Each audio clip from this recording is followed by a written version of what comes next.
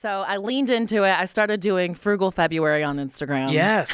Is it catching on like wildfire? Yeah, people are loving it. So we did the no spend challenge in January. No spend January, Frugal February. And as I was looking for ideas for Frugal February, I came across a post where someone saved 24 deodorant butts to melt them down into one full stick. So they saved... There's a name for the end of deodorant? Apparently. Deodorant butts is what we're calling them.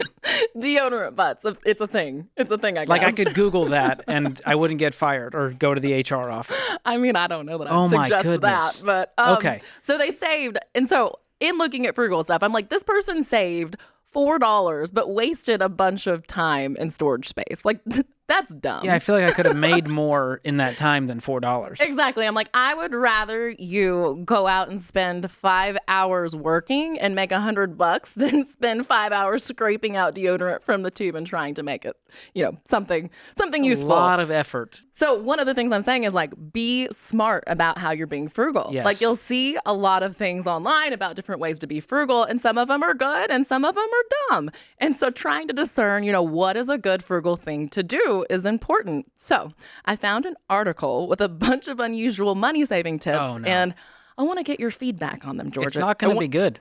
I want your yay or nay. Okay. All right. The first one I actually think is pretty good. Marry someone frugal. Yay. Yay. Number 2, don't waste money on toilet paper. Use newspaper, junk mail, bills, and more. Hard pass. That is the hardest nay you can get. I'm neighing like a horse over here on that one. Why? No question. Newspaper? That can't be good for you hygiene-wise. Okay, what about this one? Double your toilet paper by separating it. No. My parents didn't immigrate to this country for me to use one ply. Life is too short and that ply is too thin, Christina. That's disgusting. Okay, what about this one? Limit your toilet paper usage to 2 sheets per wipe. Why are these all TP-related money hacks? It's like they know you. Who's limiting themselves? Strong feelings on toilet paper. Okay, what about this one? Cut your own hair. No. Unless you work remote and never leave the house and wear hats. Now, females maybe can pull it off. Yeah, maybe. I think there's a lot of people post-COVID that are yay on that. I can't just take a Flowbee to this, Christina. It's a Leonardo da Vinci. I mean, it's a sculpture. You have very specialized hair. I will admit that. I don't know that I could do that. All right. This is a Michelangelo. Next one is to plant fake flowers in your garden. They last for years, require no maintenance, and are in full bloom in the winter. I would argue just don't do any of that and just don't have plants if you're not going to plant them. You look so horrified. I don't think your HOA would be okay with that. A fake house plant inside, I can get behind that. Okay. For the looks.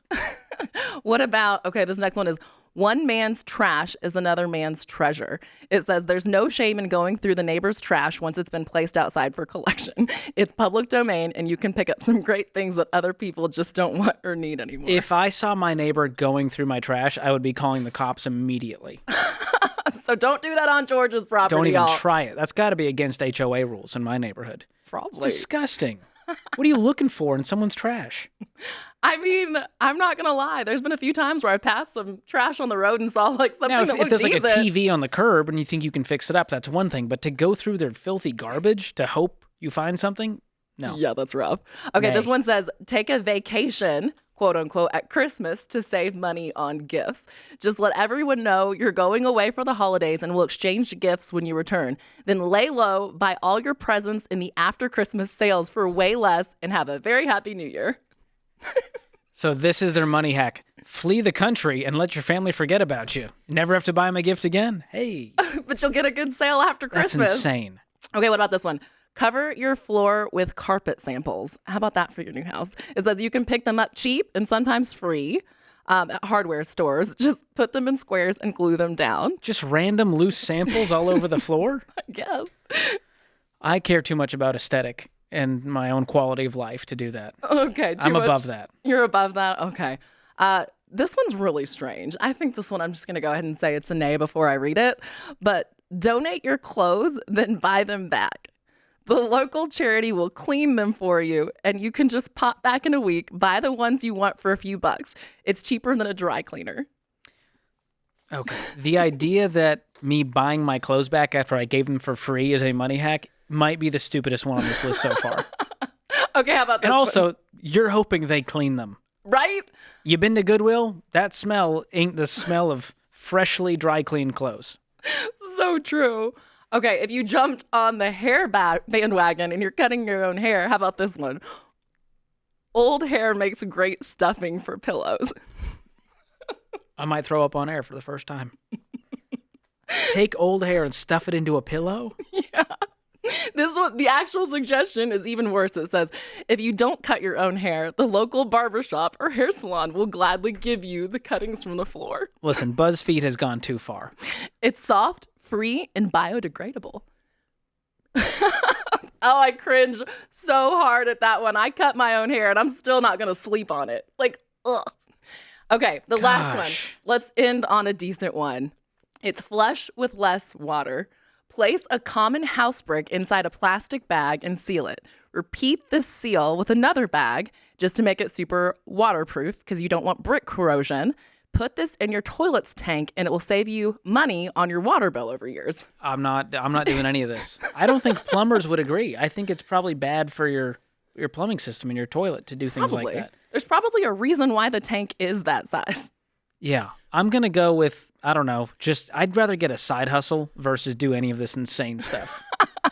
Just budget. I'd rather cut a subscription than have to use my own hair in a pillow. That just makes me cringe so bad. And I think it's so important to highlight because I have seen so many people trying to save money and doing it in unwise ways. There are great ways to do it that, it's worth the investment. And there are other times where it's probably best to just get a side hustle. Listen, I love the Amish, but I'm not making my own soap anytime soon. You sure? I'm not doing it. Well, but the thing is too, is there's actually side hustles that you can create that, you make soap for other people and it makes money. You want to make your fancy soaps. Yeah. The old goat soap. The old goat soap. Oh my goodness. All right.